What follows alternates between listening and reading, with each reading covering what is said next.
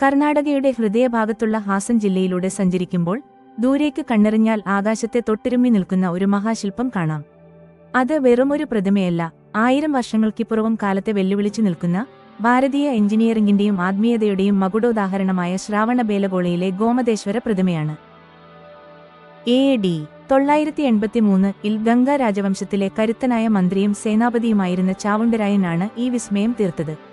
തന്റെ അമ്മയായ കാളല ദേവിയുടെ ആഗ്രഹപ്രകാരം നിർമ്മിക്കപ്പെട്ട ഈ രൂപം ജൈനമതത്തിലെ പ്രഥമ തീർത്ഥങ്കരനായ ഋഷഭ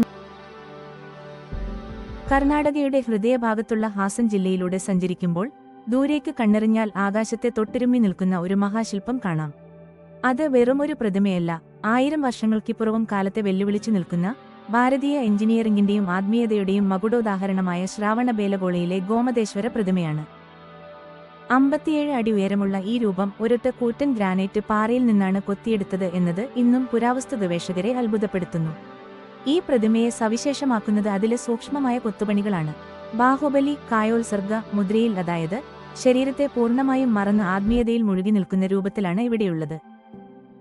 കഠിനമായ തപസ്സിന്റെ അടയാളമായി അദ്ദേഹത്തിന്റെ കാലുകളിൽ ഉറുമ്പ് പുറ്റുകളും കൈകളിൽ വള്ളിച്ചെടികളും പടർന്നു കയറുന്നത് ശില്പികൾ അതിമനോഹരമായി കൊത്തിവെച്ചിട്ടുണ്ട്.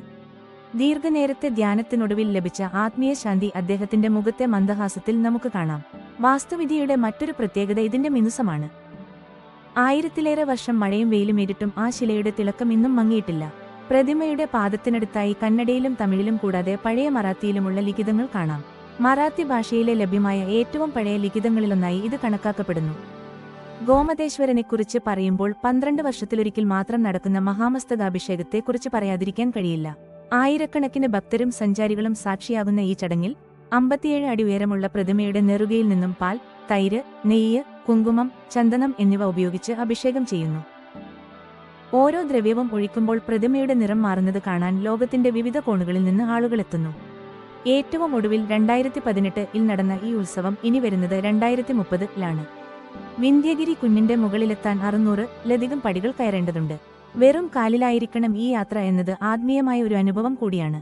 പടികൾ കയറി മുകളിലെത്തുമ്പോൾ ലഭിക്കുന്ന ദൃശ്യം വർണ്ണനാതീതമാണ്.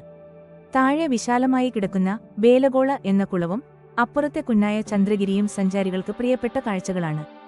മൗര്യ ചക്രവർത്തിയായിരുന്ന ചന്ദ്രഗുപ്ത മൗര്യൻ തന്റെ അവസാന കാലം ചെലവഴിച്ച സ്ഥലമെന്ന നിലയിൽ ചന്ദ്രഗിരിയും ചരിത്ര പ്രാധാന്യമുള്ളതാണ്. കലയും ചരിത്രവും ആത്മീയതയും ഇത്രമേൽ ഇഴിച്ചേർന്ന മറ്റൊരു സ്ഥലം ദക്ഷിണേന്ത്യയിൽ കുറവായിരിക്കും. വെറുമൊരു വിനോദസഞ്ചാര കേന്ദ്രം എന്നതിലുപരി സഹസ്രാബ്ദങ്ങൾ പഴക്കമുള്ള ഇന്ത്യൻ എഞ്ചിനീയറിംഗ് മികവിന്റെ മുദ്രയാണ് ശ്രാവണബേലഗോള. നിങ്ങൾ ഒരു ഹിസ്റ്ററി ബഫാണോ അതോ യാത്രകളെ സ്നേഹിക്കുന്ന ആളാണോ? എങ്കിൽ നിങ്ങളുടെ ബക്കറ്റ് ലിസ്റ്റിൽ ഉറപ്പായും ഉണ്ടായിരിക്കേണ്ട ഒന്നാണ് ഗോമതേശ്വരന്റെ ഈ മണ്ണ്.